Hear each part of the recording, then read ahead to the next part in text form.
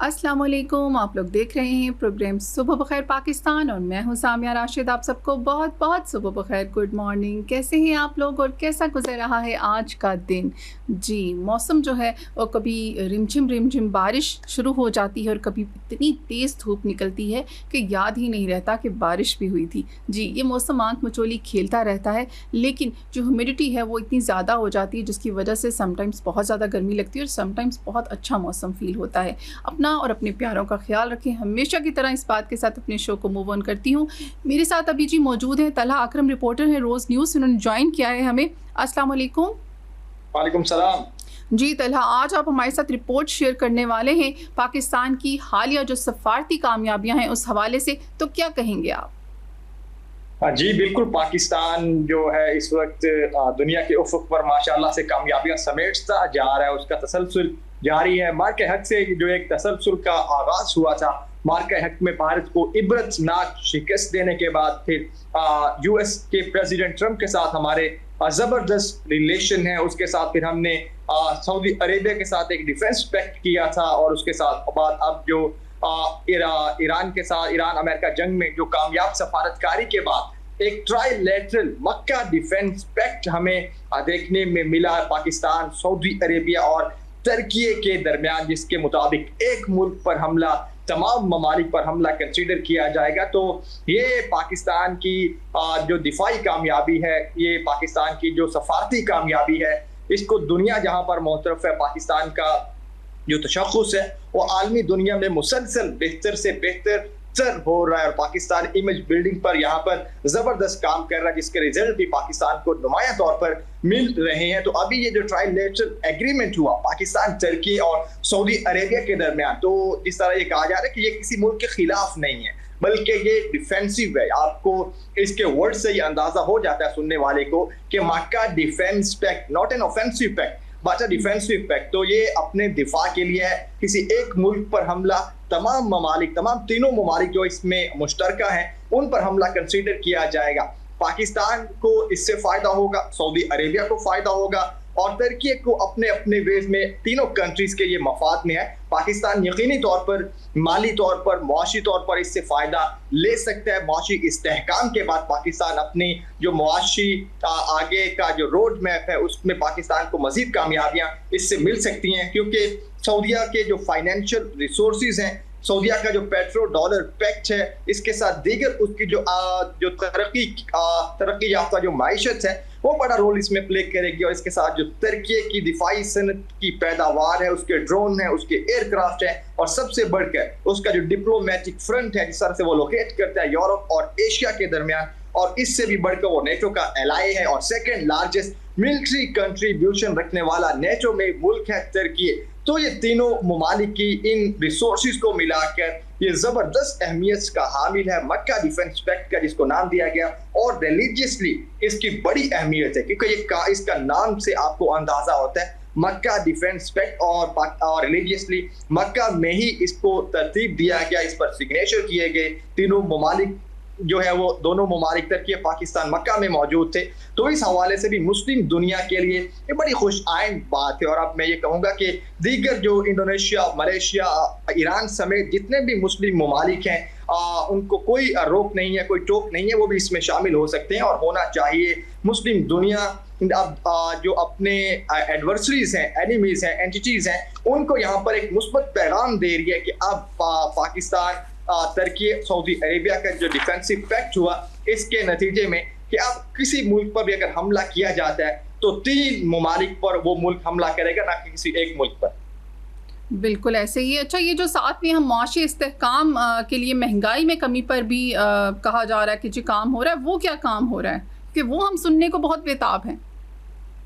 देखिए, इस वक्त यकीनी तौर पर पाकिस्तान, जिस तरह मैंने कहा कि सफारती कामयाबियां तो समेट रहा है। पाकिस्तान ने मार के हैक के बाद जो एक सिलसिला शुरू हुआ, उसके बाद मुसलसल अपने इमेज बिल्डिंग का जो एक पाकिस्तान का तशख़्ख़ुस है, उसमें नुमायां बेहतरी आई है दुनिया की नज़रों में। लेकिन वहीं पर अगर अपने घर की हम बात करते हैं, पाकिस्तान के इंटरनल अफेयर की बात करते हैं, तो वहां पर भी अब तवज्जो देना की जरूरत होगी। जिस तरह से अभी आपने मुआशी बेहतरी की बात की, महंगाई में कमी आने की बात की, तो बहुत सारे ऐसे मसाइल हैं जिनको यहाँ पर अभी हल करना जरूरी है। तो ये बहस छिड़ चुकी है इस सफारती कामयाबी के बाद, जहाँ पर इसको बिल्कुल सराहा जा रहा है, सराहा जाना चाहिए, बहुत बड़ी कामयाबी है, हम यकीनी तौर पर इसको सेलिब्रेट कर रहे हैं। लेकिन उसके साथ यकीनी तौर पर तज्जियाकार यहाँ पर ये जरूर कह रहे हैं कि ये सफारती कामयाबी होनी चाहिए, इमेज बिल्डिंग होनी चाहिए, इस फ्रंट पर काम करना चाहिए, लेकिन उसके साथ इंटरनल अफेयर को निगलेक्ट बिल्कुल नहीं करना चाहिए।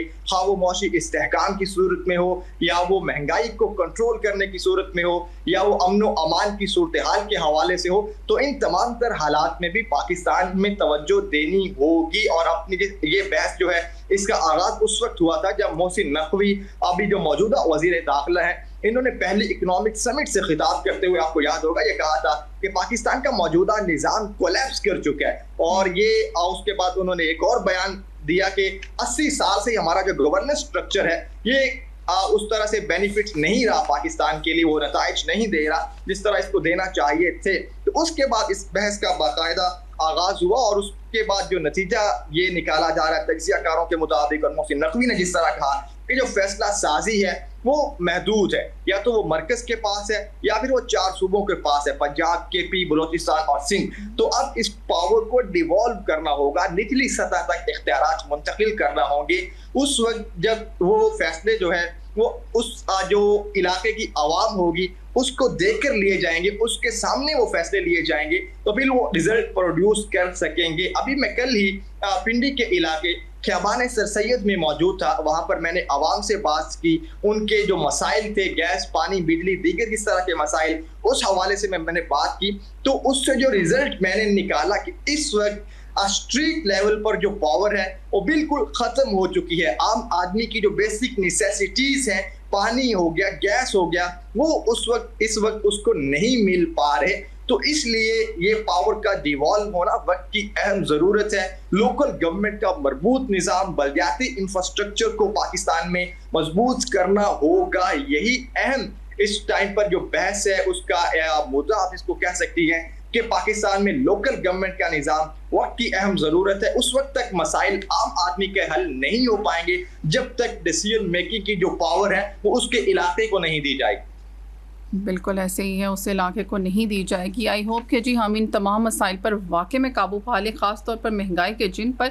अच्छा, इसमें सी पैक के तहत जो चाइना से ताल्लुकात का फ़रोग है वो भी इस जो सफारती कामयाबियाँ डेफिनेटली उसमें शामिल है, इस हवाले से क्या कहेंगे?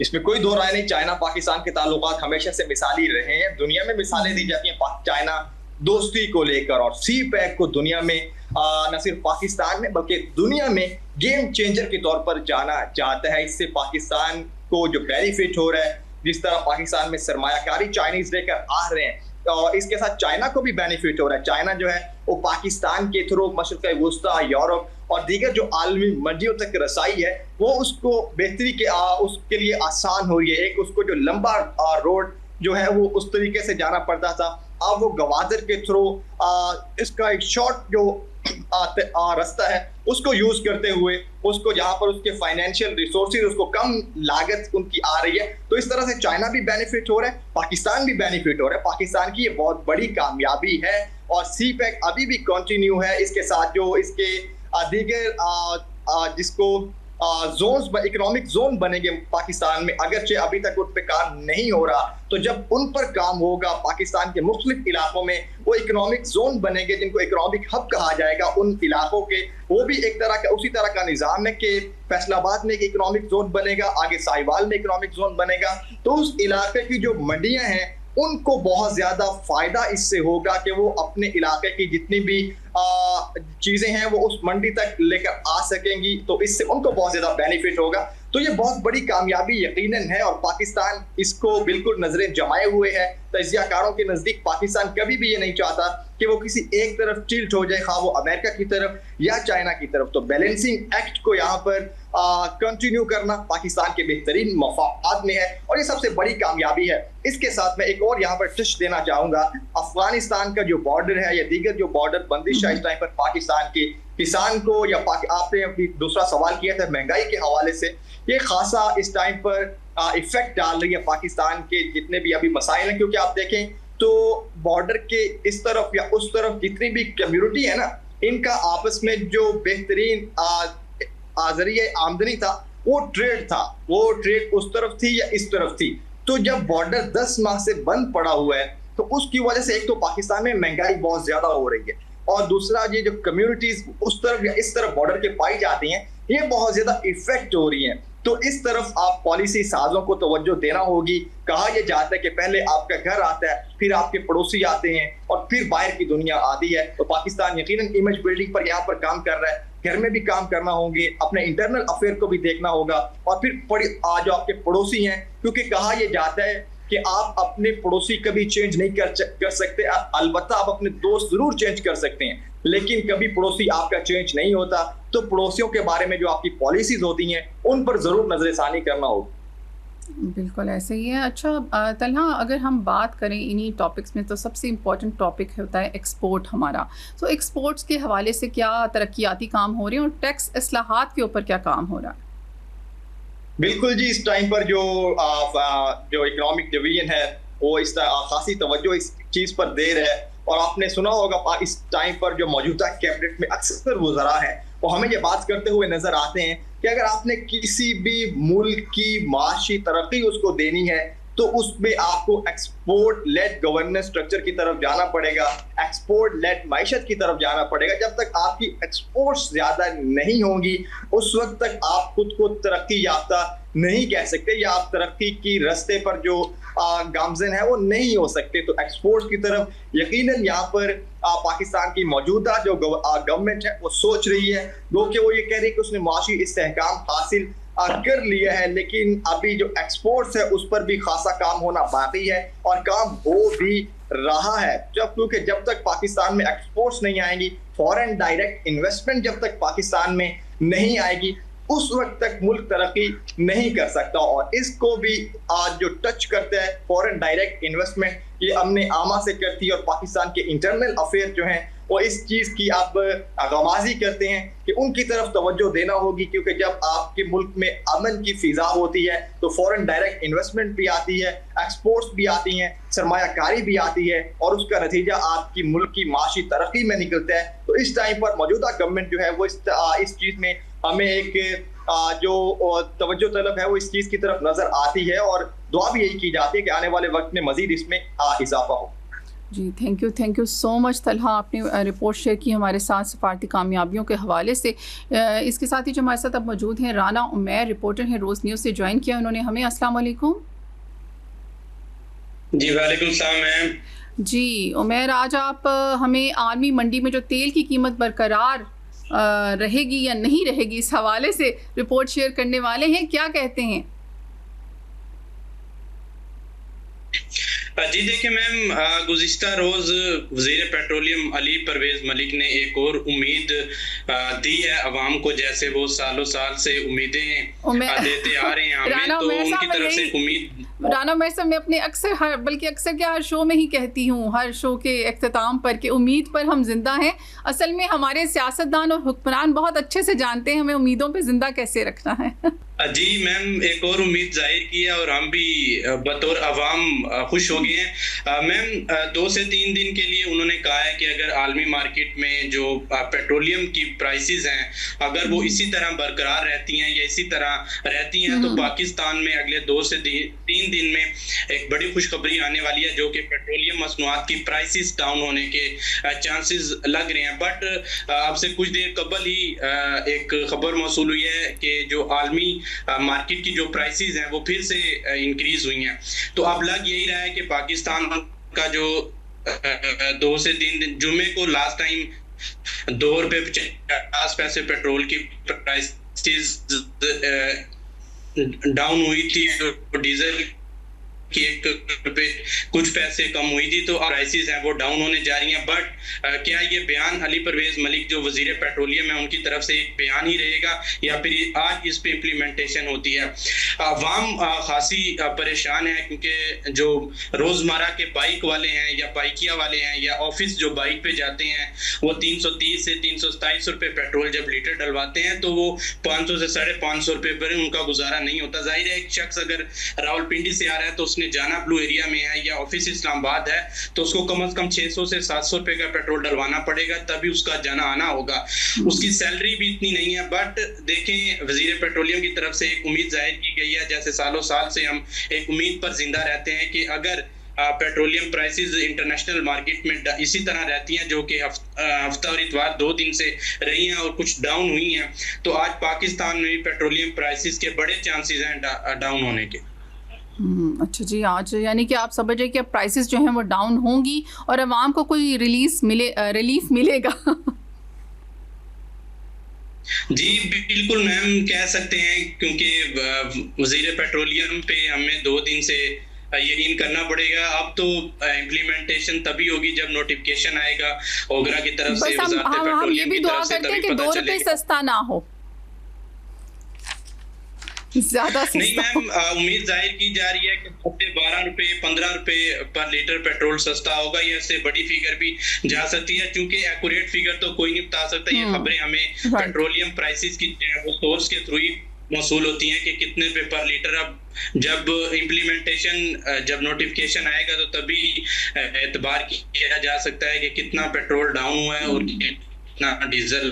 बहरहाल उम्मीद जाहिर की जा रही है, क्योंकि 2 दिन आलमी मार्केट में इतना पेट्रोल आलमी मार्केट में नहीं इंक्रीज हुआ, तो आज पाकिस्तान में भी लंबी उम्मीद जाहिर की जा रही है। छोटी उम्मीद नहीं, लंबी उम्मीद। देखिए उमैर साहब, आलमी मार्केट, अगर हम ग्लोबल मार्केट की बात करें तो वहाँ पर तो पहले भी इतना इंक्रीज नहीं हुआ जितना पाकिस्तान में हुआ। आप देखें लेवी, देखें पेट्रोलियम लेवी के हवाले से क्या खबर है, क्या वो कम करेंगे? मैम देखें, यही हम पिछले 1.5 से 2 साल में रोना रो रहे हैं। जब इंटरनेशनल मार्केट में 78 रुपए फी बैरल था तो तब भी पाकिस्तान में जो पेट्रोलियम की प्राइसेस थी वो 267 थी। जब हालात कशीदा हुए, वार हुई, तो 461 तक पेट्रोल की प्राइसेस गई। वो एक बात समझ में आती है कि ठीक है पूरा खित्ता उसमें लपेट में आया, बट जब हालात डाउन हुए, जब सीज फायर हुआ, ये आप कह लें जून और जुलाई के मंथ में, बट लीवी का एक फिगर रखा हुआ था IMF की तरफ से 1700 अरब रुपए का, वो पाकिस्तानी अवाम से ही भरना था। जाहिर है सियासतदान खुद अपनी जेब से तो निकाल के इतना बड़ा फिगर नहीं दे सकते। इस लीवी की जैसे आपने बात की तो 78 रुपए पेट्रोल पर चार्ज किया जा रहा है और 90 प्लस हाई स्पीड डीजल पर लीवी पर लीटर चार्ज किया जा रहा है।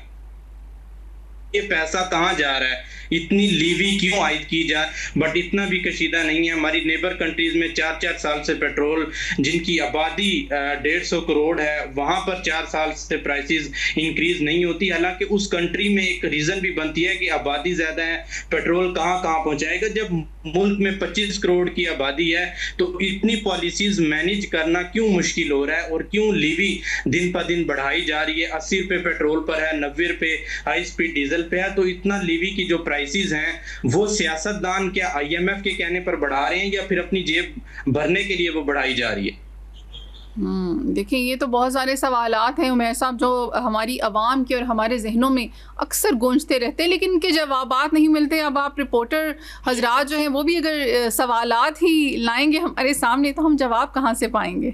मैम जैसे आपने कहा कि रिपोर्टर सवालात लाएंगे, मैम बतौर रिपोर्टर्स अगर या जर्नलिस्ट हमारा काम यही होता है कि हम रिलेटेड मिनिस्ट्री और रिलेटेड वुज़रा से सवाल करें। उनके जब सवाल हम करते हैं तो हमें भी मायूसी होती है कि उनके जवाब में उर्ली परली बातें की जाती हैं, लीवी की बात की जाती है तो उनका ये कहना है कि हमारा इंफ्रास्ट्रक्चर ठीक हो रहा है। पता नहीं किस लीवी से कौन सा इंफ्रास्ट्रक्चर ठीक हो रहा है। 5 साल में 45,000 अरब रुपए हमने सूद में देने हैं। हमारा एजुकेशन का इंफ्रास्ट्रक्चर देख लें, मेडिकल सर्विसेज का इंफ्रास्ट्रक्चर देख लें, हमारे रोजगार का इंफ्रास्ट्रक्चर देख लें, इन्फ्लेशन का देख लें। ये इंफ्रास्ट्रक्चर लीवी की मद में कहाँ लगाया जा रहा है? 1700 अरब रुपए जब लीवी की मद में इकट्ठा किया जाएगा तो वो लगेगा कहाँ पे? वो रोजगार के मौके कब पैदा किए जाएंगे? पेट्रोल की प्राइसेस डाउन कब होंगी? ठीक है लीवी लगाई जा रही है, बट वो लीवी कहीं पर इंप्लीमेंटेशन भी तो की जाए, कहीं पर लगाई भी तो जाए कि किसी इंफ्रास्ट्रक्चर को ठीक करने के लिए लगाई जाए, हमें डॉक्यूमेंटेशन दी जाए कि जी हमने यहाँ पर लगाया है। अब तो नए जो तरक्याती मंसूबे हैं वो भी बंद पड़े हैं, वो भी नहीं शुरू किए जा रहे। तो ये इंफ्रास्ट्रक्चर ठीक होगा कब? लीवी की मद में जो 1700 अरब रुपए इन्होंने 1 साल के अंदर इकट्ठा करना है, वो लीवी इकट्ठा होगी कब? 1 साल का पीरियड तो बहुत पहले गुजर चुका है, 2 माह ऊपर हो चुके हैं, तो आने वाले वक्त में फिर लीवी, ये लीवी चार्जेस तो समझ से बालातर है। बिल्कुल ऐसे ही। अच्छा, अपने बजट को बनाने के लिए कहा गया है जी, अली परवेज़ मलिक ने कहा है कि हम वज़ारत ख़ज़ाना ने कुछ मुआहदे किए हैं। किस किस्म के मुआहदे किए हैं? मैम, वज़ारत ख़ज़ाना तो पिछले मंथ यूएस के साथ भी एक मुआहिदा करके आई थी। उसके बाद टर्की, सऊदी अरब के साथ हमारा तजारती मुआहिदा हुआ, स्टील मिल्स का मुआहिदा हुआ। वज़ारत ख़ज़ाना ने पिछले वीक में 16 मैनेजर्स का एक नोटिफिकेशन डाला है, जिसमें वो पेंशन्स के हवाले से इस्लाहात करेंगे। तो ये नोटिफिकेशन की बात की जाए, डॉक्यूमेंटेशन की बात की जाए, तजारती मुआहिदों की बात की जाए, मैम इम्प्लीमेंटेशन होना ज़रूरी है। मुआहिदे तो पिछले 2-2.5 सालों से हो रहे हैं। जब ये नई गवर्नमेंट बतौर वज़ीर ख़ज़ाना मोहम्मद औरंगज़ेब आए हैं, ये हमेशा से इस्लाहात की बात करते आए हैं कि प्राइवेट सेक्टर को ज़्यादा फोकियत दी जाए, प्राइवेट सेक्टर्स को फोकियत दी जाएगी, ताकि आप काम तो करने दें उनको। आप काम करने देंगे तो वो इस्लाहात करेंगे, पॉलिसीज़ लाएंगे। अभी 2 से 3 दिन पहले इन्होंने एक पॉलिसी निकाली है, 16 मैनेजर्स हैं, जिसमें से वो अपनी 10% जो है वो पेंशन्स के फंड्स में देंगे, बट जब वो रिटायर होंगे तो उनको वो फंड इजाफी मिलेगी बोनस के साथ। तो उन मैनेजर्स का पर्पज़ क्या होगा, अब आने वाले वक्त में ही ये चीज़ डिसाइड की जाएगी। वज़ारत ख़ज़ाना ने 2 से 3 चीज़ों पे फोकियत किया। एक तो सरमायाकारी के हवाले से, एक जॉब्स के हवाले से, क्योंकि उन्होंने IMF के कहने पर एक फिगर रखा हुआ था कि हमने इतनी नौकरियां देनी है, इतने जॉब्स क्रिएट्स करनी है। तो अब देखें, आने वाला वक्त ही बताएगा, वो सिर्फ बातें हैं जो सालों साल से होती आ रही हैं, या फिर इस पे अब की दफ़ा इम्प्लीमेंटेशन होगी। Thank you so much Umair साहब, आपने रिपोर्ट शेयर की। जो तेल की कीमत है उसके हवाले से हम वाकई में हम सब इसी उम्मीद से हैं कि तेल की कीमत जो है वो कम हो जाए, पेट्रोलियम मसनूआत में जो है वो उनकी कीमतों में कमी आए। जी, इसी अच्छी सी खबर के साथ आपसे थोड़ी सी ब्रेक चाहेंगे जी, टाइम होता है छोटी सी न्यूज़ ब्रेक का। स्टे ट्यून, मिलते हैं after the break. Welcome back. हम आ चुके हैं वापस और हमारे साथ मौजूद हैं गुलाम रसूल बलोच, साबिक सफ़ीर रहे हैं और बहुत ज़बरदस्त एनालिसिस करते हैं। अभी मैं बैक कैमरा भी उनसे यही कह रही थी कि उनका जो एक्सपीरियंस है वो शो होता है उनके एनालिसिस से। सबसे पहले आपको उनसे मिलवाते हैं। अस्सलाम वालेकुम। वालेकुम अस्सलाम जी। वालेकुम अस्सलाम जी, तो जीआर बलोच साहब, ईरान के साथ महदूद पैमाने पर अभी मुज़ाकरात जारी हैं और ये सिलसिला जो है इसी तरह चल रहा है। आँख मचोली का खेल इसको अक्सर लोग कहते हैं। क्या कहेंगे आप इस हवाले से? शुक्रिया। पहले तो मेरे ख्याल है हमें अल्लाह का शुक्र भी अदा करना चाहिए, और साथ ही इस्लामिक उम्मा को मुबारकबाद और पाकिस्तानियों को मुबारकबाद कि अल्हम्दुलिल्लाह मक्का जॉइंट डिफेंस एग्रीमेंट साइन हुआ है, जो कि बड़ा एक तारीखी एग्रीमेंट है।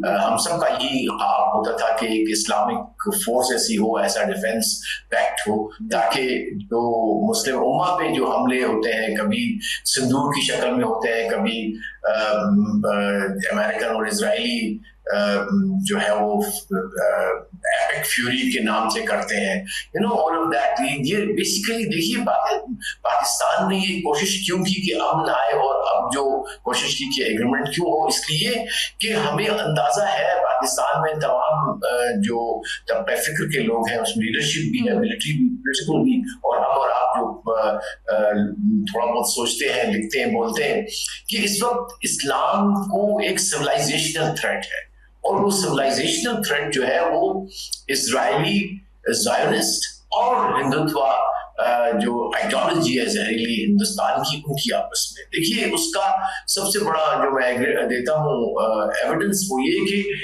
ईरान पे हमले से 2 दिन पहले नेतन्याहू और मोदी साथ स्माइल करके कह रहे थे और फोटो में, और उसने जो किया कि now we are joint partners for the new world order, और उसने कहा कि this is my motherland, जो इजराइल की बात कर रहा था।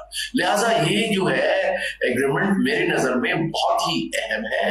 ये जो दुश्मन है इस्लाम के, जो दुश्मन है मुसलमानों के और ईरान के, इंशाअल्लाह उसको भी अम्ब्रेला में आना पड़ेगा, लाएंगे लोग। जो मुझे नजर आ रहा है, इजिप्ट आएगा, ईरान आएगा, और जो हमारा ख्वाब है कि एक मैंने शायद आपके साथ भी जिक्र किया था कि मैंने लिखा भी था article MP5, that is Muslim middle power 5, जिसमें पाकिस्तान, ईरान, सऊदी अरब, टर्की और इजिप्ट साथ हो, फिर बाकी लोग भी इसमें आ जाए और वो अपना दिफा खुद करें, दूसरों पे इन्हिसार ना करें।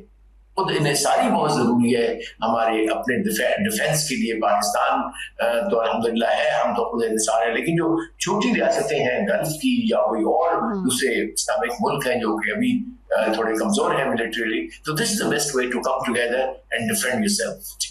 जी बिल्कुल। ईरान की माशी हालत जो है वो इंतहाई संगीन हो चुकी है। अमरीकी सदर का कहना है उनके पास अपने फौजियों को तनख्वाह देने के लिए भी पैसे नहीं हैं। ये जो ट्रंप का बयान आया है, इस हवाले से क्या कहेंगे? जी ये प्रोपेगेंडा करते रहते हैं और फिर ट्रम्प की बातों पे कोई एनालिसिस तो बंदा कर ही नहीं सकता। वो आज कुछ कह रहा है, कल कुछ कह रहा है। सो आई डोंट, यस चैलेंजेस हैं। मैंने भी बहुत अहम आर्टिकल पढ़ा था, कोई शक नहीं इसके अंदर। देखिए ये फिर भी ये बड़ी उनकी रिजिलियंस है कि डिस्पाइट कोई 20 साल 25 साल से उन पे सख्त किस्म की पाबंदियां हैं, तेल नहीं बेच सकते, अपने एक्सपोर्ट नहीं कर सकते, इम्पोर्ट नहीं कर सकते, एलसी नहीं खोल सकते। अब ये देखिए हमने 2013-14 में ये जो पाइपलाइन है ईरान पाकिस्तान कंप्लीट कर ली ईरान ने, but we can not do it because sanctions है।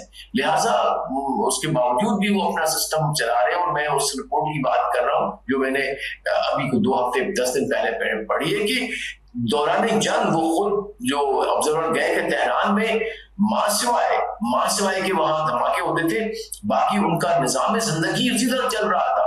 कोई डेफिसिट नहीं हुआ, किसी शॉपिंग में कोई क्राइसिस नहीं हुआ, कोई पैनिक बाइंग नहीं हुई।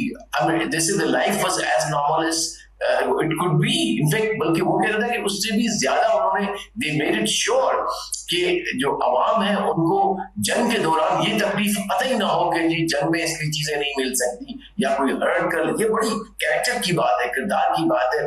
वरना किसी जगह भी जंग होती है तो लोग जमा कर लेते हैं। नो दे से नो, दे वर टोटल डिसिप्लिन। शेल्फ भरे हुए थे सुपरमार्केट्स के, एवरीबॉडी इज शॉपिंग। खतरा जरूर है, जंग है, जाहिर है, it can't be taken so lightly. So yes, there would be issues of economic, लेकिन मेरा ख्याल उसकी अगेन ये भी मिसकैलकुलेशन है और इस मिसकैलकुलेशन के बाद वो मेरा ख्याल है दोबारा फिर वो रिवाइज करेगा अपने इसको। अब ये कि मासवाए अमेरिका के पास कोई चारा नहीं कि वो जो है वो अमन की बात करे, पीस की बात करे, कोई एग्रीमेंट की बात करे, बिकॉज बल्कि अकॉर्डिंग टू जॉन हैम्सपायर जो एक है बड़े एनालिस्ट अमेरिकन, उनके मुताबिक अमेरिका हैज नो कार्ड्स। सो मेरा भी अपना एनालिसिस यही है कि अमेरिका के पास अब कोई गुंजाइश नहीं है, ना वो लड़ाई लड़ सकता है, ना बहुत देर तक यहाँ रह सकता है खत्ते में। उस लिहाज से बहरी बेड़े कब तक रखेंगे? ऑलरेडी उनके बहरी बेड़े जो है वहां पे उनके टॉयलेट के मसाइल और उनके बीमारियों के मसाइल चल रहे हैं, और उन्होंने जितनी बमबारी करनी थी ईरान में कर चुके, आजमा लिया। तो मैं नहीं समझता कि ईरान जो है वो कॉम्प्रोमाइज करेगा। उनको बातचीत करनी पड़ेगी, ईरान से माकूल तरीके से बात करनी पड़ेगी और एक म्यूचुअली एग्रीड फार्मूला जो है वो डिसाइड करना पड़ेगा। Okay fine. अच्छा, इसमें अगर हम देखें तो अभी ईरानी जो सदर हैं मसूद साहब, उन्होंने साबिक कमांडर मेजर जनरल मोहसिन रज़ाई को अभी सेक्रेटरी कौंसिल का नया सेक्रेटरी तैनात किया है। तो ये भी एक तरह से उनका एक, देखिए उनकी जो स्ट्रेटजीज़ हैं वो उसी तरह से चल रही हैं। हम ये नहीं कह सकते कि वो माशी हालत जिस तरह अमरीकी सदर के बयानात आ रहे हैं कि वो बहुत ज़्यादा उन पर कोई प्रेशराइज हो रहे हैं या मुज़ाकरात के लिए उनको मजबूर किया जा रहा है, ऐसा कुछ भी नहीं है। जहाँ तक हम उनकी तरफ से अगर हम खबरें देखें या उनके बयानात देखें ईरानी सदर के और उनके जो भी लीडर्स हैं, तो वो टोटली डिफरेंट हैं। तो इस सारे सिनेरियो में इजराइल को आप किस तरह से देख रहे हैं? क्योंकि मुज़ाकरात तो अभी दोबारा होने जा रहे हैं और जो मुआहदे हैं वो भी होने जा रहे हैं, लेकिन इजराइल इस पे बिल्कुल उसकी हमायत शामिल नहीं है। और अगर हम देखें तो उसने साफ कहा है अगर अमेरिका नहीं तो हम अटैक करेंगे। तो क्या कहते हैं इस हवाले से? जिस अमेरिका जो है वो इतना अपने आप को नामालूम क्यों बेबस समझता है इजराइल के हवाले से, और अब इजराइल के खिलाफ भी बहुत सारा एक पब्लिक ओपिनियन जो है वो डेवलप हो रहा है यूएस के अंदर। बल्कि अभी जो मिशिगन में हुई है इलेक्शंस, उसके अंदर बड़ा साफ जाहिर हो गया। इनफैक्ट बल्कि अभी मैं पढ़ रहा था, एक जो अल सैयद जो एक इजिप्शियन है नौजवान जो सेनेट नॉमिनेशन डेमोक्रेटिक सीट गया है, सीट जीत गया है, उसके फेवर में है और वो जो कहते हैं कि ये इजराइल जो कुछ कर रहा है हम इंडोर्स नहीं करते, क्योंकि नेतन्याहू को अपनी कैरियर का मसला है, उसके अपने पॉलिटिकल जो जो एम्बिशन है उनका मसला है, उसको अपनी करप्शन का मसला है, उसको उन वारंट्स का मसला है जो है वो उन्होंने जो जेनोसाइड किया है। सो मैं नहीं समझता कि इजराइल अंडर हिम, यस, जब तक ये है prime minister, we can expect any bad thing from him और वो एडवेंचर कर सकता है। लिहाजा मेरे ख्याल में इतना उससे ना तो खौफजदा थे पहले ईरानियन, अब भी नहीं होंगे। लिहाजा अब इजराइल की भी बिगिनिंग ऑफ द एंड शुरू हो गई है। चूंकि देखिए वो खुद ट्रम्प ने कहा था कि अगर हमारी रिपोर्ट सपोर्ट ना हो इजराइल को तो इजराइल इज नथिंग। उसने साफ इन लफ्जों में कहा था जब आपस में इनका जब क्लिश चली थी और वो नहीं मान रहा था इस एग्रीमेंट को। अब फिर दोबारा जो पीस पे वापस चला गया है, जो पीस प्लान था या board of peace for Gaza, उसमें वापस चला गया कि वी डोंट एक्सेप्ट इट। तो इस पे एक और मजीद के आपस में जब क्लिश होगी। सो मैं नहीं समझता कि अब इजराइल के जो पुराना उसका कंट्रोल था अमेरिका के ऊपर वो इतना रहेगा। ऑल्दो वो बहुत उनका बड़ा सिस्टम जो उनकी लॉबी का है, एपैक जिसे कहते हैं, अमेरिकन इजराइल पब्लिक कमेटी, वही 700 मिलियन खर्च करते हैं सिर्फ लॉबिंग के लिए, और वो खर्च करते हैं इनकी जब इलेक्शंस होती है। इस मुसलमान को के खिलाफ जो एक प्रो इजरायली डेमोक्रेट लेडी थी, उसको उन्होंने $30 मिलियन दिए थे खर्च करने के लिए। तो वहां तो बड़ा फर्क पड़ता है पब्लिसिटी से, लेकिन उसके बावजूद भी आई थिंक अमेरिकन वोटर्स ने बता दिया। So I think public opinion will be decisive factor in America as well as in the rest of the world. जी, ओके, दैट्स ग्रेट। आपने बहुत अच्छे से उसको एक्सप्लेन किया। ये जो ओमान से मुआहदा है, इसके हवाले से ईरान का बयान आया है कि जी ओमान से मुआहदे के तय हो जाने का मतलब ये नहीं है कि हम स्टेट ऑफ हॉर्मस जो है वो ओपन कर देंगे। इसको आप इस स्टेट ऑफ हॉर्मस को आप किस तरह से अभी देख रहे हैं, क्योंकि अमेरिका के कुछ डिफरेंट जो हैं बयानात सामने आ रहे हैं, ईरान के डिफरेंट बयानात सामने आ रहे हैं, कुछ समझ से बाहर हो रही हैं चीज़ें। नहीं, देखिए इसकी थोड़ी सी एक्सप्लेनेशन करनी चाहिए। देखिए ओमान और ईरान की बहुत पुरानी अंडरस्टैंडिंग है, बल्कि दौरान जंग भी इनकी बातचीत चल रही थी कि अब आइंदा, because they were looking at it this scenario कि जब जंग खत्म होगी और इंशाल्लाह पॉजिटिव नोट पे होगी फॉर ईरान, तो फिर देखिए एक नेचुरल राइट पड़ता है इन दोनों का होता है स्टेट ऑफ हॉर्मस के ऊपर। अमेरिका ने कोशिश की व्हाट इज कॉल्ड कि आप जियोग्राफी की हकीकत को डिनाई करें, but they can not. Iran का कोस्ट लगता है and it is called Persian Gulf. It is called Persian Gulf. You can't call it American Gulf. You can't call it Israeli Gulf or Indian Gulf. No, it is Persian Gulf because उसकी पूरा जो किनारा है वो उसके साथ लगता है। तो geography gives Iran that entitlement. Geography gives that entitlement to Oman कि वो डिसाइड करें कि किस तरह से ट्रैफिक चलेगी इसके ऊपर। और जो बहुत टेक्निकल हो जाएगा, लेकिन जो even United Nations convention on laws of the seas है, वो भी यही कहता है कि इनकी जो लिटरल जो इन गुजरगाहों के जो ज्योग्राफिकली प्रॉक्सिमिटी है जिन स्टेट्स की, उनके अपने लेजिटिमेट राइट्स हैं जिनको मलहूज़ खातर रखा जाएगा जब भी आप रूल्स बनाएंगे, रेगुलेशन बनाएंगे। प्लस वहां से नॉर्मल हालात में 120 बड़े सुपर टैंकर्स वहां से जाते थे। So it needs some kind of a organization. It needs some management. और कौन करेगा? शायद ईरान करेगा, ओमान करेगा। And if they ask for a legitimate fees and a certain thing, तो I as a analyst, as a student of IR, मैं समझता हूँ इसमें कबाहत नहीं होनी चाहिए और इसको दुनिया को एक्सेप्ट करना पड़ेगा। मोस्ट लाइकली मेरा अंदाजा ये। जी, अच्छा, इसके साथ ईरान ने अभी तबाह होने वाले जो अमरीकी ड्रोन्स और लड़ाका तैयारों की बाकियात हैं उनकी नुमाइश भी की है, और अमरीकी मिसाइल ज़खायर कम होने की जो खबरें हैं वो ट्रंप को भी बड़ा परेशान कर गई। उस नुमाइश के हवाले से क्या कहेंगे आप? देखिए वहाँ पब्लिक ओपिनियन तो होता है ना। ईरान को अपनी पब्लिक को अपने साथ रखना है, उनका एतमाद रखना है, उनका कॉन्फिडेंस लेवल रखना है। तो नुमाइशें वो अपने वेपन्स की भी करते रहे हैं ड्यूरिंग द वॉर, और ये बड़ी बात जिस तरह पाकिस्तान में है, ड्यूरिंग संदूर जब मारका का मारा हुआ तो लोग खुद जाके अपने बंदूकों से उनके इंडियन ड्रोन्स को फायर करके गिराया भी था शायद एक ने किसी जगह पे। तो इट इज द सेम, वही जो जज्बा होता है हमारे मशरिक में बहादुरी का, किसी हद तक कभी कभी वो एडवेंचरस भी हो जाती है, लेकिन yes it's a very brave nation, it's a very brave nation, no doubt they have proved it. अच्छा, ये अगर हम बात करें भी पेट्रोलियम मसनूआत में जो कमी की उम्मीद अभी हमारे वज़ीर आज़म ने भी अभी बयान दिया है कि जी इनमें कमी की एक बड़ी खुशखबरी आ सकती है आज या कल में, तो इसको आप किस नज़र से आप देखते हैं? क्योंकि मुज़ाकरात हुए हैं उधर और पेट्रोल की जो कीमत है वो अगर एक उस पर आलमी मार्केट में, अगर ग्लोबल मार्केट में एक सतह पर, एक लेवल पर अगर बरकरार रही तो पाकिस्तान में भी कमी हो जाएगी। तो इस खुशखबरी को आप किस तरह से देख रहे हैं? ये वाकई में कमी होगी या फिर अवाम को उसी तरह वो कहते हैं ना बस बहलाया जाएगा? देखिए, पाकिस्तान के हवाले से मेरी ये शिकायत है हुकूमत से। देखिए, तमाम बाकी जो इफेक्टेड थे because of the war, India है, बांग्लादेश है, श्रीलंका है, किसी हद तक उन्होंने अपने अवाम को एक क्वेश्चन दिया था और देना भी चाहेंगे कि मसलन 50, ये नहीं कि जी रोज आप चेंज करेंगे रेट इसका, ये कहाँ का लॉजिक है? और फिर यस, दुनिया पूरी में रेट क्या है, बढ़ गया है, तो उसी तरतीब से फिर आप टैक्स कम कर दें। This what happened in Australia, this what happened in Canada. तो आप उसके ऊपर जो पेट्रोल के ऊपर टैक्स लेते हैं, सेस है या जो उसके ऊपर जितनी भी गवर्नमेंट टैक्सेस हैं, आई थिंक अगर इस वक्त 320 या 330 पर लीटर है तो उसमें से मेरा 50% 40% तो टैक्स है गवर्नमेंट के, भाई उनको कम करो आप, ठीक है? वो जो एक्चुअल रेट है दैट माइट गो ऑन, और फिर कोई और तरीकाकार करे, अपने खर्चे कम करे, अपना प्रोटोकॉल कम करे।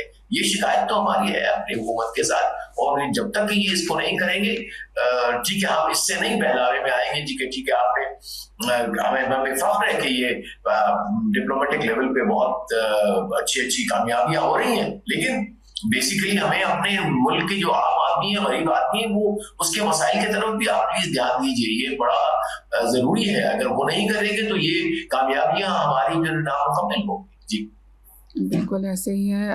कामयाबियां जो हैं वो आवाम को रिलीफ देने से मुल्कों को मिलती हैं, अपने बिल्कुल वो इस तरह से नहीं मिलती कि सिर्फ आप लीडर्स जो हैं वो सिर्फ इसी चीज़ पे लगे रहें जी क्या टैक्स लगाना है और क्या नहीं। जब तक आवाम खुश नहीं होगी मुल्क, और जहाँ तक मैं बात करती हूँ हमेशा से, जब आवाम की खुशहाली की, मुल्क की खुशहाली की, तो सबसे पहले एजुकेशन और हेल्थ सेक्टर जो है उस पर काम करने की बहुत ज़रूरत होती है। अच्छा, इस सारे सिनेरियो में स्टेट ऑफ हॉर्मस को अगर देखें, ईरान और अमेरिका के ताल्लुकात देखें, इजराइल को भी हमने देखा कि वो अपनी कोशिशों में लगा रहेगा, जो वो चाहता है वो करता रहेगा। वो ये जो एक इस खित्ते में अमन नहीं हो पाता, वो उस कोशिशों में वही लगा रहता है। लेकिन इस सारे सिनेरियो में रशिया और चाइना को हम नज़रअंदाज नहीं कर सकते। उनको आप इस वक्त किस पोजीशन में देखते हैं? Very good point. देखिए, इस वक्त जो डायनामिक्स है ग्लोबल ऑर्डर का, वो टूट फूट का शिकार है। जाहिर है अब यूनिपोलर वर्ल्ड नहीं है, we are going like unipolar से एक मल्टीपोलर वर्ल्ड की तरफ जा रहे हैं। उसमें चाइना का बड़ा रोल होगा, बहुत बड़ा रोल होगा। रशिया भी, उसको भी राइट ऑफ नहीं करना चाहिए, बड़ा मुल्क है, ग्लोबल एक्टर रहेगा, उसके वसाइल है, उसकी आर्मी है, उसका न्यूक्लियर कैपेबिलिटी है, साइंस टेक्नोलॉजी में भी बड़ा है। उसको ऑल्दो यूक्रेन में उन्होंने फंसाया हुआ है, लेकिन आई थिंक वो किसी न किसी तरतीब से वहां से होपफुली खत्म हो जाएगा, क्योंकि बहुत सारी बेगुनाह जाने वहां जा रही हैं। लेकिन इनका डेफिनेटली रोल होगा। वी विल सी सम जो है वो चाइना के साथ तो बहुत सारा वो जो उनका BRI है, बेल्ट एंड रोड इनिशिएटिव, उसने पूरे एशिया, अफ्रीका, यूरोप वहां तक जाके अपने एक लिहाज से कनेक्शंस बना लिए हैं। So China will see enhance role, उसका बहुत बड़ा रोल देखेंगे। अमेरिका और चाइना आपस में कम्पीट करते रहेंगे। रशिया भी, मैं समझता हूँ कि वो भी एक लिहाज से अपनी लीडरशिप के लिए, अपने ग्लोबल रोल के लिए आपको एक्टिव नजर आएगा। लेकिन डेफिनेटली अमेरिका की अब वो मोनोपोली नहीं होगी ग्लोबल इवेंट्स के ऊपर, ग्लोबल ऑर्डर के ऊपर और वसाइल के ऊपर। अब उनको पावर भी डिवाइड करना पड़ेगा, उनको वसाइल भी डिवाइड करने पड़ेंगे, और उसी तरह से एक ऐसा निज़ाम बनाना पड़ेगा जिसमें तमाम जो बड़ी ताकतें, और फिर सबसे बड़ी बात है कि अब जो नया एक ऑर्डर जिसमें मिडिल पावर, जिसमें Pakistan, Turkey, Egypt, Saudi Arabia, Brazil, south Africa, even India also, ये तमाम मुल्क जो है वो अपना अपना एक असर रसूख रखेंगे और उनको भी रोल देना पड़ेगा। और मैं समझता हूँ पाकिस्तान ने आगे बढ़ के उस रोल को असर्ट किया है पीस के हवाले से भी, और अभी जो अलायंस बनी है वो भी। सो आई थिंक होपफुली आने वाले वक्तों में खुदा करे ये दुनिया जो है ज्यादा पीसफुल हो, ज्यादा प्रॉस्पर्स। जी, पीसफुल होने की बात हुई तो हमें पाकिस्तान याद आता है। जी, पाकिस्तान को अभी ये जो मुआहदा भी हुआ है सऊदी अरब, पाकिस्तान और टर्की के हवाले से अगर हम देखें तो पाकिस्तान को अब अपनी फ्यूचर किस तरह से देखते हैं? देखिए, पाकिस्तान का फ्यूचर इंशाअल्लाह बहुत ही बेहतर होगा, अच्छा होगा, इससे बेहतर होगा। अब भी देखिए लोग कहते हैं, शिकायतें करते हैं, लेकिन देखिए हम अगर अपनी अपनी जिंदगियां देखें और हम अपने पीछे 2 या 1 या 2 नस्लों को देखें, उनकी जिंदगी से और हमारी जिंदगी में आपको अगर आप क्वालिटी ऑफ लाइफ की बात करते हैं तो बड़ी है। पाकिस्तान में कितनी गाड़ियां थी, कितने लोगों पर एसी हुआ करते थे, कितने लोग बाहर सफर करते थे, बहुत कम, लाइक 60s में चले जाए, 70s में चले जाए, उसके बाद जाके फिर आहिस्ता आहिस्ता वी आर। लेकिन ये बात दुरुस्त है कि ये अच्छी बात है कि हम अपनी स्क्रूटनी करते हैं कि पाकिस्तान में पोटेंशियल बहुत है और इससे भी आगे बढ़ सकते हैं, ज्यादा कर सकते हैं। That's very important. और खासतौर पे जो हमारा देहात में रहने वाला पाकिस्तानी है, जिस भी प्रोविंसेस के अंदर, सिंध में, बलूचिस्तान में, के पंजाब, साउथ पंजाब, सेंट्रल पंजाब या नॉर्थ पंजाब में, जहां कहीं भी है, कश्मीर में है, उसको आपने सहूलतें देनी है, उनका आपने ख्याल करना है, उनके लिए कोई नई टेक्नोलॉजी लाए, अच्छे स्मार्ट सिस्टम्स लाए, अच्छी एडमिनिस्ट्रेशन करें, गवर्नेंस करें। जस्टिस के बड़े इश्यूज हैं हमारे, दहलीज तक पहुंचनी चाहिए। अब भी जो इंसाफ है बहुत महंगा है। आम आदमी तो सुप्रीम कोर्ट का नहीं सोच सकता, हाई कोर्ट का नहीं सोच सकता। कोई सिस्टम ऐसा होना चाहिए जिसमें आम आदमी को बिल्कुल महंगा होकर इंसाफ नहीं मिलता। महंगा होकर इंसाफ नहीं मिलता है। ठीक बात कह रही है। तो आप खुद भी एजुकेशन से भी इस फील्ड से भी मुंसलिक हैं, तो मैं डेफिनेटली कोई लास्ट में आप मैसेज देना चाहते हैं इस हवाले से कि हमारी यूथ के लिए, हमारे हुक्मरानों के लिए, कि वो क्या स्ट्रेटजीज होनी चाहिए? जो देखिए, आपने बड़ा अच्छा कहा। मैं हमेशा कहता हूँ जब भी कोई एनालिसिस होता है पाकिस्तान में, मैं कहता हूँ there is just one word, educate. उस पे खर्चा करें, कम से कम उसका 4 to 5% ऑफ आवर GDP, जो इस वक्त सबसे लोएस्ट है हमारी, 5-10 साल के लिए अपनी अय्याशियां कम कर दें, कोई और खर्चे कम करें, एजुकेशन पे डालें। जैसे ही पढ़ी लिखी हमारी कौम होगी इंशाअल्लाह, तो आप देखिए वो अपने मसाइल खुद हल करेंगे, वो आपको हल बताएंगे कि this how we can survive. बस तालीम दिलवाएं लोगों को, जाहिल ना रखें, क्योंकि जाहिलों की कौम कभी भी अजीम कौम नहीं बन सकती, सिर्फ पढ़ी लिखी कौम ही अजीम कौम बन सकती। Very nice message, thank you so much. आपने हमें ज्वाइन किया और बहुत अच्छा लगा। हमेशा की तरह टाइम होता है एक छोटी सी कमर्शियल ब्रेक का। स्टे ट्यून, मिलते हैं after the break. Welcome back. हम आ चुके हैं वापस और आपके साथ शेयर करने वाले हैं बहुत सारी न्यूज़, बहुत सारी इंफॉर्मेशन। जी बिल्कुल, आज़ाद कश्मीर में तीसरे मरहले का इंतखाबी दंगल जो है वो सज गया है। 4 हलकों में पोलिंग आज होगी। मीरपुर आज़ाद कश्मीर में तीसरे मरहले के लिए इंतखाबी दंगल आज सजेगा। कानून साज असम्बली के इंतखाबात 2026 के इस मरहले में पूंछ डिवीज़न के इस्लामाबाद और हवेली के 4 हलकों में वोटर्स अपना हक राय दही इस्तेमाल करेंगे। इलेक्शन कमीशन के मुताबिक तीसरे मरहले के इस इंतखाबात के लिए तमाम इंतजामात मुकम्मल हैं। इसके लिए ज़िला बाग के 3 और हवेली के 1 हलके में आज वोटिंग होगी। वाज़ेह रहे कि शेड्यूल में तब्दीली के बायस डिवीज़न पूंछ के 5 और सदनौती के 2 हलकों में इंतखाबात पहले ही मौखर कर दिए गए थे। इंतखाबी दंगल में मुस्लिम कॉन्फ्रेंस के सरबराह और साबिक वज़ीर आज़म आज़ाद कश्मीर सरदार अतीक अहमद ख़ान, वज़ीर आज़म आज़ाद कश्मीर फैसल राठौर और IPP के सरबराह और साबिक वज़ीर आज़म सरदार तनवीर इलियास हिस्सा लेंगे। 4 हलकों में होने वाले तीसरे मरहले के इस इंतखाबी दंगल में चीफ इलेक्शन कमिश्नर की रिपोर्ट के मुताबिक मजमूई तौर पर 4,60,000 वोटर्स का अंदराज है जो आज अपना हक राय दही इस्तेमाल करेंगे। चीफ इलेक्शन कमिश्नर के मुताबिक इंतखाबी अमल की निगरानी और पोलिंग के दौरान अमन व अमान बरकरार रखने के लिए 4 हलकों में सिक्योरिटी के इंतहाई सख्त इंतजामात किए गए हैं। आज़ाद कश्मीर इंतखाबात के पहले मरहले में मीरपुर डिवीज़न के 13 नशिस्तों पर पोलिंग हुई, जिसमें मुस्लिम लीग नून ने 9 नशिस्तों पर अपना कब्ज़ा जमाया था, जबकि पीपल्स पार्टी ने 4 नशिस्तें हासिल की थी। दूसरे मरहले में मुजफ्फराबाद डिवीज़न की 9 और महाजरीन की 12 नशिस्तों पर वोटिंग हुई, जिसमें मुस्लिम लीग नून 15 नशिस्तें जीतने में कामयाब रही, जबकि पीपल्स पार्टी ने 6 नशिस्तें हासिल की। अब तक आज़ाद कश्मीर कानून साज असम्बली की मजमूई 45 नशिस्तों में से मुस्लिम लीग नून 24 नशिस्तों के साथ सबसे आगे है, जबकि पीपल्स पार्टी 10 नशिस्तें हासिल करके दूसरे नंबर पर है। जी, ये तो थी आज़ाद कश्मीर में होने वाले इलेक्शंस के हवाले से रिपोर्ट जो हमने आपके साथ शेयर की। इसके साथ जो आपको बताते चले, नेतन्याहू ने ट्रंप का 15 नुकाती गज़ा अमन मंसूबा जो है वो मुस्तरद कर दिया है। इजराइल के वज़ीर आज़म नेतन्याहू ने अमरीकी सदर डोनाल्ड ट्रंप के 15 नुकाती गज़ा अमन मंसूबे को मुस्तरद करते हुए कहा है कि गज़ा से फ़ौज वापस नहीं बुलाई जाएंगी।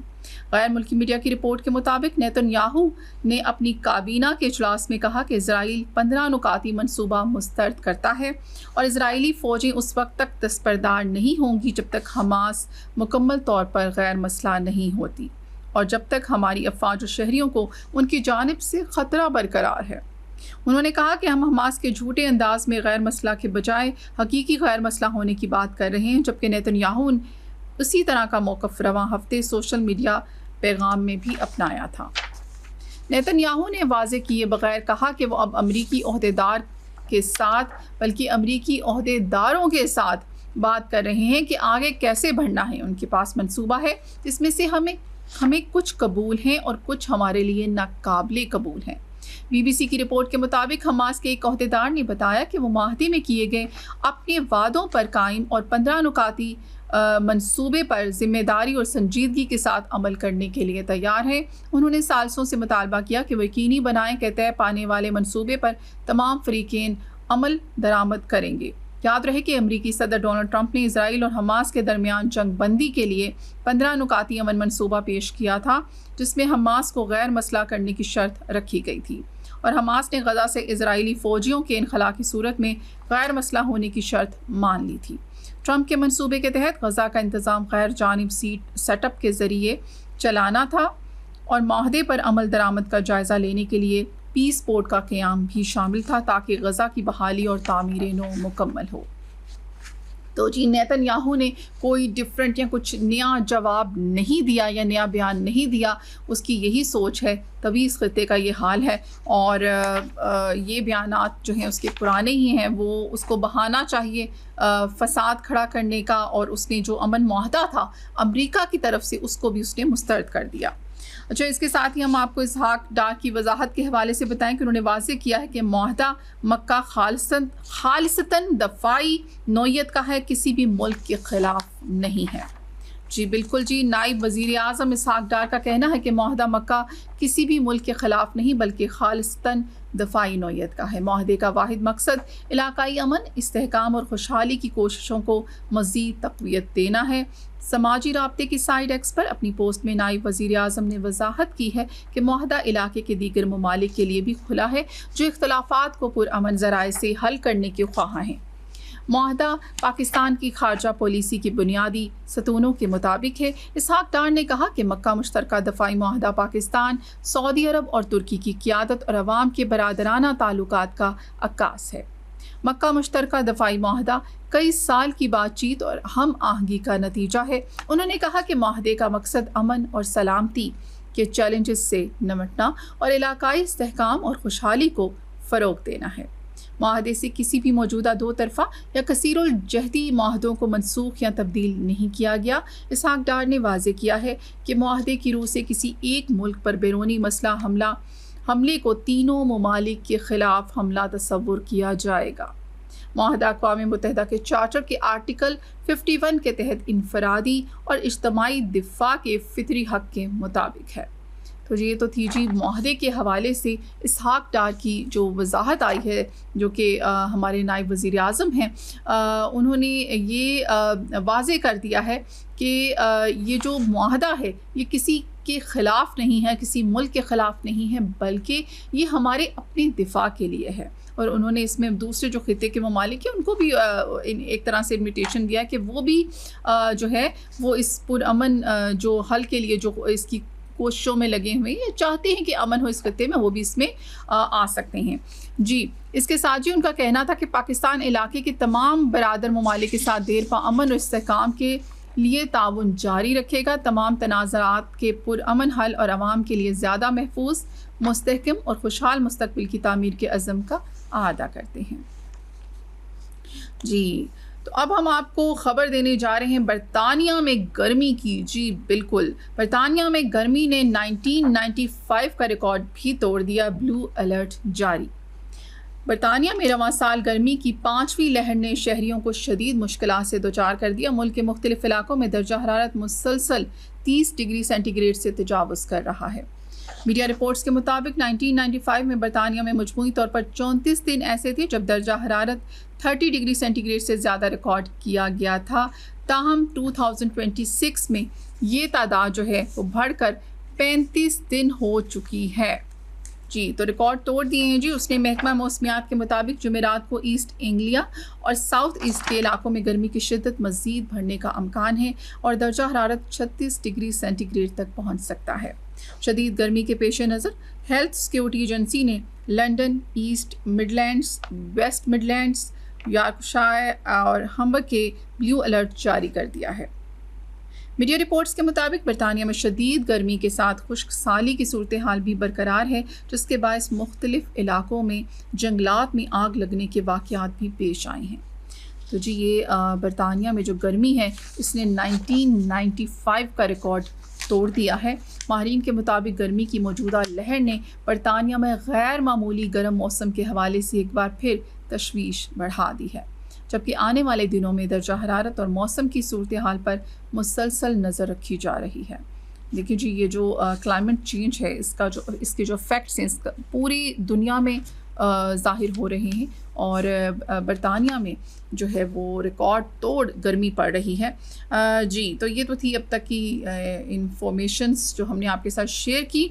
अब हम थोड़ा सा आज ख़वातीन मेरा शो देख रही होंगी, तो ये जो अभी मेरा शो देख रही होती हैं, नाश्ता कर रही होती हैं, ब्रेकफास्ट चल रहा होता है, लेकिन साथ ही साथ एक सवाल इनके जहनों में चल रहा होता है कि आज क्या पकाएंगे। बिल्कुल, आज हमारे घर क्या पकेगा, हमारी अगर कुक है तो उससे क्या हम फरमाइश करेंगे, कुछ समझ नहीं आ रही होती। अगर हमने पकाना है तो क्या पकाएंगे, मतलब ये काम ख़वातीन के ही सोचने का होता है। तो आज क्या पकाएंगे, क्या आप भी इस सवाल से परेशान हैं? जी बिल्कुल, घरों में रोज़ाना खाने की तैयारी से पहले सामने आने वाला सवाल आज क्या पकाएंगे बज़ाहिर मामूली सा मालूम होता है, लेकिन अक्सर ख़वातीन के लिए ये रोज़ का एक नया इम्तिहान बन चुका है। घर के तमाम अफराद की पसंद को मद्देनज़र रखते हुए ऐसा खाना तैयार करना जो सब शौक़ से खा लें, ख़ास तौर पर मौजूदा महंगाई में आसान काम नहीं।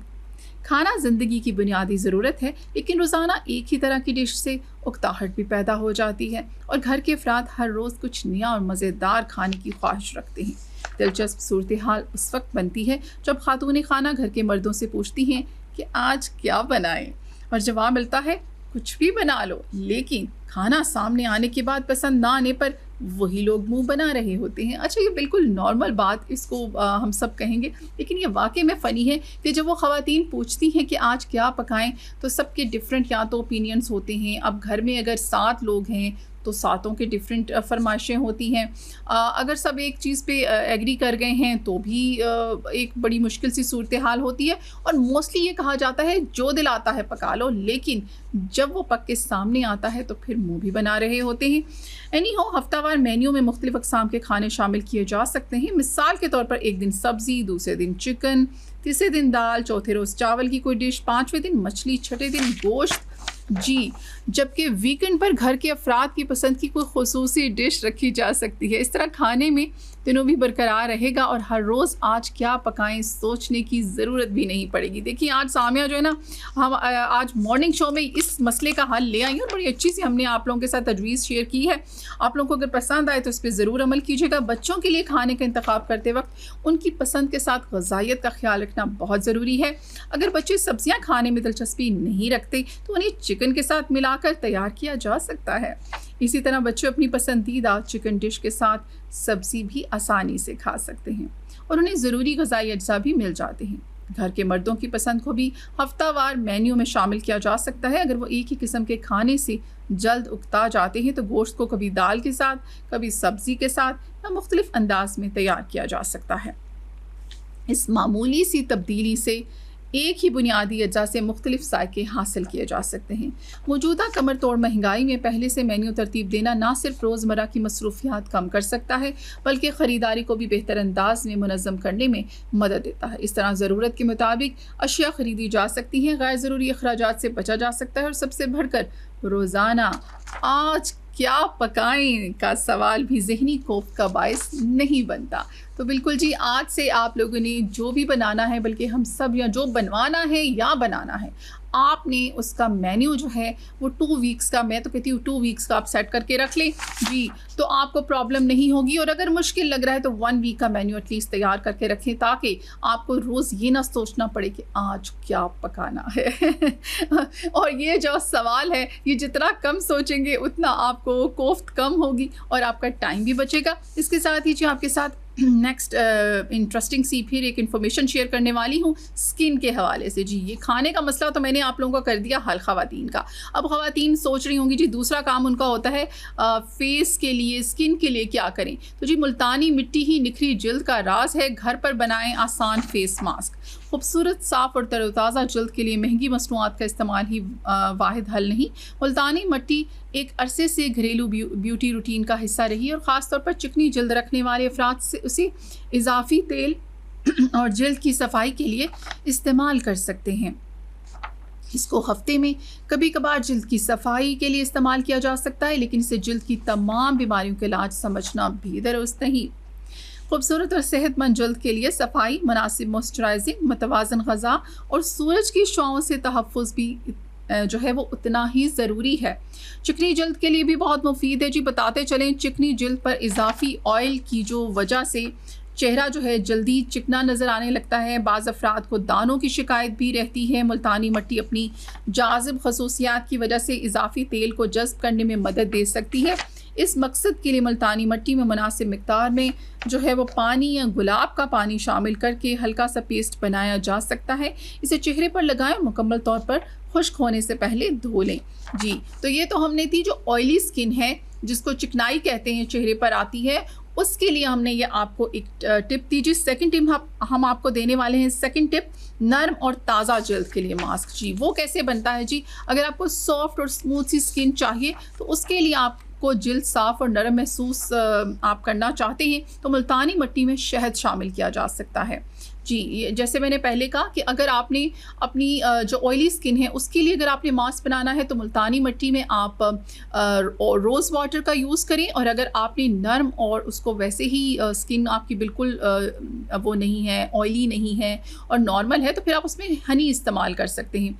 शहद जल्द को खुश्की से बचाने में मददगार साबित हो सकता है, जबकि मुल्तानी मिट्टी चेहरे की सतह से इजाफी तेल और गर्दो गुबार दूर करने में मदद देती है। मास्क को चंद मिनट के लिए चेहरे पर लगाएं और फिर नीम गर्म पानी से धो लें, तो जी आपको मिलेगी फिर नर्म और मुलायम जल्द जी। अच्छा जी, एक जो थर्ड मास्क है वो है जी दानों वाली जल्द के लिए, एक्नी के लिए। कील महासों की सूरत में जल्द पर बहुत ज़्यादा चीज़ें आजमाने के बजाय सादा रूटीन अपनाना जो होता है वो बेहतर होता है। मुल्तानी मिट्टी को पानी के साथ मिलाकर कभी कभार इस्तेमाल किया जा सकता है। ताहम अगर जल्द पर शदीद दाने, सोजिश या जलन हो तो घरेलू नुस्खों की बजाय माहिर जल्द से रुजू करना चाहिए। बिल्कुल ठीक। देखिए जी, अब ये नहीं है हर चीज़ का हल आपने मास्क में ही फाइंड आउट करना है। कई दफ़ा आपका जो प्रॉब्लम होता है वो स्फेयर होता है, और मेरा ख्याल है जो एक पेशेंट होता है या जो पर्सन है जिसके साथ वो हो रहा है वो ज़्यादा अच्छे से उसको पता होता है कि वो किस फेज़ से गुजर आई, उसको क्या प्रॉब्लम्स आ रही हैं। अगर उसकी जल्द बहुत ज़्यादा ख़राब हो रही है तो उसे फ़ील हो रहा होता है कि अब मेरी जल्द में बहुत प्रॉब्लम्स आ रही हैं, तो वहाँ पर आपने कोई मास्क, कोई घरेलू टोटके नहीं यूज़ करने, बल्कि आपने क्या करना है, आपने अच्छे से डर्माटोलॉजिस्ट को अपनी स्किन दिखानी है जी। इसके साथ हम आपको मुल्तानी मिट्टी के फ़ायदे बता रहे थे जी। वापस आते हैं उन फ़ायदों की तरफ, और वो है स्क्रब के तौर पर इस्तेमाल। जी बिल्कुल, मुल्तानी मिट्टी को पिसे हुए बादाम जैसे नरम अज्जा के साथ मिलाकर फेस मास्क की शक्ल में इस्तेमाल किया जाता है, लेकिन चेहरे को ज़ोर से रगड़ने से गुरेज करना चाहिए। सख्त स्क्रब जो होता है वो जल्द की हिफाजती तह को मुतासर करके जलन पैदा कर सकता है। बिल्कुल स्क्रबिंग जो होती है वो बहुत अच्छी होती है जब हम स्किन की करते हैं, लेकिन एक सॉफ्ट हैंड के साथ करनी चाहिए, क्योंकि ये चेहरा आप ही का है, स्किन आप ही की है। तो ये नहीं है कि इसको आप रगड़े करना शुरू कर दें और फिर रब जितना ज़्यादा करेंगे आप तो उतनी ही ख़राब होगी। अच्छा जी, सन टेन और बेरौनकी के लिए अच्छा जी बहुत लोगों को सनबर्न हो जाता है और हमने देखा है फिर वो छाइयाँ सी बनना शुरू हो जाती है, पिगमेंटेशन आ जाती है।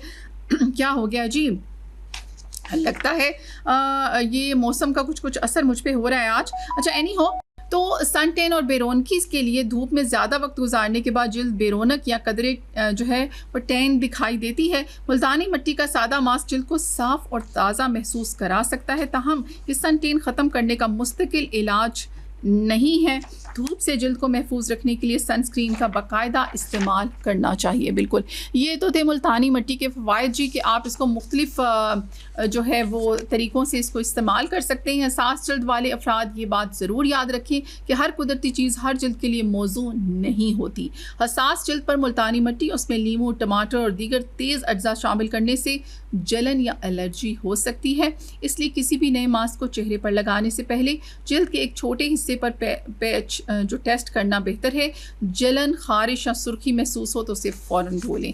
अच्छा, ये अब आपने देखा होगा बहुत सारी जो केमिकल्स वाले जो स्क्रब्स होते हैं, या हम उनको कह लें जो आपको डिफरेंट फार्मेसीज से मिलते हैं या डिफरेंट ब्यूटी कॉस्मेटिक्स से रिलेटेड होती हैं, ये वाली चीज़ें प्रोडक्ट्स आपको देते हैं, तो वो भी यही कहते हैं जी इतने से पैच पे इसको टेस्ट कर लें पहले।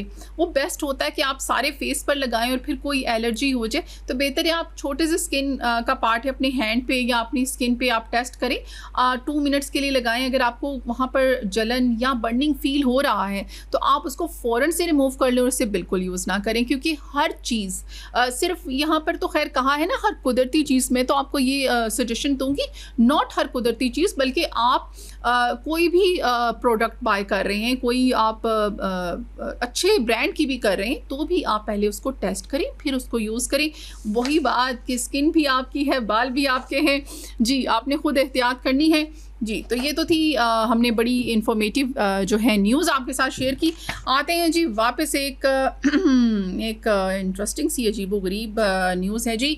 97 ईयर्स खातून ने विंग वॉकिंग का अपना ही रिकॉर्ड तोड़ दिया। क्या बात है जी, 97 ईयर्स, बिल्कुल आपने बिल्कुल सही सुना है और मैं भी सही खबर पढ़ रही हूँ। बरतानिया की 97 ईयर्स बेटी ब्रोमिच ने फॉलिज से सेहतियाब होने के सिर्फ 1 साल बाद एक बार फिर विंग वॉकिंग का मुजाहरा करते हुए अपनी ही गिनीज वर्ल्ड रिकॉर्ड तोड़ दिया। चेल्टनम से ताल्लुक़ रखने वाली बेटी ब्रोमिच ने मंगल के रोज़ 97 ईयर्स और 127 डेज़ की उम्र में RFC रैंडकॉम्ब एयरफील्ड में चलते हुए तैयारे के परों पर खड़े होकर कामयाब विंग वॉकिंग की, जिसके बाद वो दुनिया की मौमर तरीन खातून विंग वॉकर का एजाज़ बरकरार रखने में कामयाब रहीं। बेटी ब्रोमिच ने पहली बार 87 ईयर्स की उम्र में विंग वॉकिंग की थी और अब तक वो ये मुहिम 6 मरतबा मुकम्मल कर चुकी हैं। उन्होंने 2022 में 93 ईयर्स की उम्र में भी इसी कारनामे के ज़रिए गिनीज वर्ल्ड रिकॉर्ड कायम किया था। बरतानवी नशरियाती इदारे BBC से गुफ्तगू करते हुए उन्होंने कहा कि अगर वो ये सब ना करें तो ज़िंदगी बहुत बोर हो जाएगी। वो गाड़ी नहीं चला सकती, नज़र भी कमज़ोर है, इसलिए वो ऐसे काम करना चाहती हैं जो अब वो कर सकती हैं। बेटी ब्रोमिच को अगस्त 2025 में फालिज हुआ था, जिसके असरात अब भी उनकी गुफ्तगू पर मौजूद हैं। इस बार की विंग वॉकिंग के ज़रिए उन्होंने चेल्टनम जनरल हॉस्पिटल के स्ट्रोक यूनिट के लिए फ़ंड्स भी जमा किए, जहाँ गुज़िश्ता साल उनका इलाज किया गया था। देखिए जी, वो जो इससे अर्निंग हुई वो उन्होंने एक हॉस्पिटल में दी जहाँ पर उनका अपना भी इलाज हुआ था। और ये बड़ी अच्छी बात है कि वो इस एज में भी जो है वो कहीं से ये नहीं सोच रही कि अब इस उम्र में आगे खुद को एक्टिव रखा हुआ है उन्होंने, और वो ये वाकई में बड़ी बात है कि और ये एक ऐसी इंस्पिरेशन है उन लोगों के लिए जो किसी भी एज में आकर कहते हैं अब हम क्या करें, तो जी अब हम क्या करें, अब हम ये करें अब आप वो करें जो आपका शौक़ है, आप किसी भी एज में कर सकते हैं। इट्स नॉट लाइक दैट कि आपने बस जी एक ख़ास लिमिट तक ही आपने कुछ करना, उसके बाद आपने बस बैठना है और बैठकर ख़ुद को बीमारियां लगानी है। ऐसा नहीं करना, अपने आप को एक्टिव रखें, काम करें, जो आपके शौक़ हैं वो पूरे करें, तो ज़िंदगी जो है वो ज़्यादा आसान हो जाती है जी। इसके साथ ही आपको बताएंगे जी बरतानिया में खेतों के नीचे जी रोमन दौर का शानदार म्यूज़िक बरामद। क्या बात है जी, बरतानिया में माहरीनी आसार कदीमा ने खेतों के नीचे छुपा रोमन दौर का एक शानदार मोज़िक जो है वो दरियाफ्त कर लिया है। हज़ारों रंग बिरंगे पत्थरों से फूलों की शक्ल में तैयार किया गया ये मोज़ेक 4वीं सदी ईस्वी का है और इंग्लैंड के इलाके डेवन में एक कदीम रोमन विला के खंडरात से मिला है जी। आप ये देख सकते हैं, ये उस विला के खंडरात से मिला है और पिक्चर में नज़र आ रहा है जी। बिल्कुल, ये आसार उस दौर से ताल्लुक़ रखते हैं जब इंग्लैंड रूमी सल्तनत का हिस्सा था, जो तकरीबन 43 से 410 जो है सेंचुरी तक कायम रही। माहरीन ने मकाम के करीब एक वसी और पेचीदा बाथरूम भी दरियाफ्त किया, जिसमें मुतअद्दिद छोटे तालाब, रंगीन प्लास्टर से मुज़य्यन दीवारें और दीगर कदीम नवादरात शामिल हैं। यूनिवर्सिटी ऑफ एक्सटर और कोट्सवोल्ड आर्कियोलॉजी के माहरीन जो हैं, उनकी क़ियादत में 2 माह तक जारी रहने वाली खुदाई के दौरान ये दरियाफ्तें इंग्लैंड के देहात हेल्बर्टन और सेम्परफोर्डपल के दरमियान वाक़े ज़रई ज़मीन से सामने आईं। माहरीन के साथ रज़ाकारों ने भी खुदाई में हिस्सा लिया। प्रोजेक्ट की सरबराह डॉक्टर सोजन क्रीनी के मुताबिक माहरीन पहले ही जानते थे कि ये रोमन विला और इसके इर्द गिर्द मौजूद काम करने की जगह डेवन में रूमी सकाफ़त के फैलाव और मकामी माशरे पर उसके असरात को समझने के लिए अहम है। ताहम हालिया दरियाफ्तों ने इस मकाम की अहमियत और वुसअत को मज़ीद वाज़े कर दिया। तो जी ये थी हमारे पास जो न्यूज़ हमने आपके साथ शेयर की उस हवाले से, और साथ ही आपको जी अब थोड़ा सा मुल्क भर के बिजली सार्फिन के लिए जी फिर बताते चलें कि बड़ा रिलीफ ख़त्म होने के करीब पहुंच गया है। कराची समेत मुल्क भर के बिजली सार्फिन के लिए बड़ा रिलीफ ख़त्म होने के करीब पहुंच गया। बिजली के ₹1.99 फ़ी यूनिट कमी के समाही एडजस्टमेंट रिलीफ की मुद्दत रवां माह ख़त्म हो जाएगी, जिसके बाद मुल्क भर के लिए अगले माह समाही एडजस्टमेंट में बिजली महंगी होने का ख़दशा है जी। ज़राए के मुताबिक इस वक्त मुल्क भर के बिजली सार्फिन को जनवरी से मार्च 2026 की समाही एडजस्टमेंट की मद में 67 बिलियन 17 मिलियन जो रुपए हैं इनसे ज़ायद का रिलीफ मिल रहा है। ताहम जून 2026 से जारी इस एडजस्टमेंट की 3 माह की मुद्दत रवां माह अगस्त में ख़त्म हो जाएगी, जिसके बाद अप्रैल ता जून 2026 की एडजस्टमेंट अगले माह से लागू होने का इम्कान है। इस एडजस्टमेंट के लिए बिजली तकसीम कार कंपनियों ने नेप्टा में दरख्वास्त जमा कराई है कि बिजली सार्फिन पर 23 अरब रुपए से ज़ायद का बोझ मुंतकिल किया जाए, जो तकरीबन ₹1 फ़ी यूनिट इजाफा बनता है। ताहम समाही एडजस्टमेंट में कितना इजाफा होगा ये फ़ैसला नेप्रा करेगी जी। बिल्कुल, जहां हमें एक छोटी सी उम्मीद खुशखबरी सुनाई देती है कि जी पेट्रोलियम मसनूआत की कीमतों में कमी होगी या तेल की कीमत में अब कमी होने जा रही है, वहाँ पे हमें दूसरी खबर भी मिल जाती है कि जी बिजली महंगी होने जा रही है जी। अल्लाह ही हाफिज़ है हमारा जी। और इसके साथ ही टाइम भी मेरे शो का ख़त्म होना चाहता है, तो अल्लाह ही हाफिज़ है। और वाकई में दुआएं अपने मुल्क के लिए, आज़ादी का ये मंथ चल रहा है, हमें अपने मुल्क से बहुत मोहब्बत है, नो डाउट। और अल्लाह करे ये मुल्क तरक्की करे और इसके जो हुक्मरान हैं, जो लीडर्स हैं, वो भी इस मुल्क की खुशहाली के लिए सोचें और उसी खुशहाली के लिए फ़ैसले करें। उनके फ़ैसले इसी पर जो है वो इसी बेस पर उनके फ़ैसले हों। इसके साथ ही इजाज़त चाहूँगी बहुत सारी दुआओं के साथ। अल्लाह हाफ़िज़।